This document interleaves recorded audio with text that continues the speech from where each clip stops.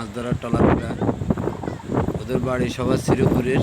এবার একটু ইলিশ মাছ ভালো হওয়ার কারণে ওরা বাড়িতে যায় নাই, ওরা এখানে থেকে গেছে। এই নদীতে বাতাস তো,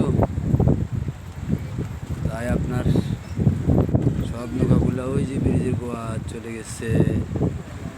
এই যে এখন দেখেন নৌকাগুলো, অনেক নৌকা আসতেছে, খুব ভালো ইলিশ মাছ। ইলিশ মাছও বড় বড়, ছোটো কোনো ইলিশ মাছ নাই।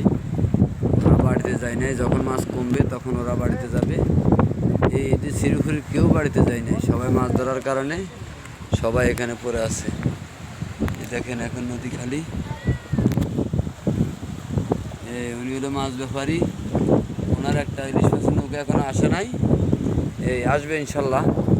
সবার এই ঈদের 5-6 দিনের ভিতরে সবার নৌকা চলে আসবে কম বেশ। খুব ভালো মাছ পড়তেছে ইনশাল্লাহ, সবাই দোয়া করেন।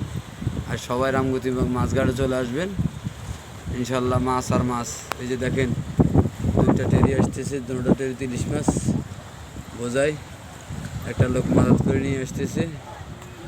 এই 2টা টেরি আনুনি এই নৌকার থেকে 100 টাকা দেবে মাছ ঘাটে নেওয়া পর্যন্ত।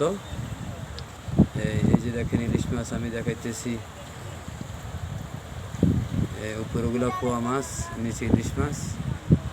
এই যে দেখেন এই আমাদের মন্নান মামা 2টা খোঁজা নিয়ে যাইতেছে 100 টাকার বিনিময়ে।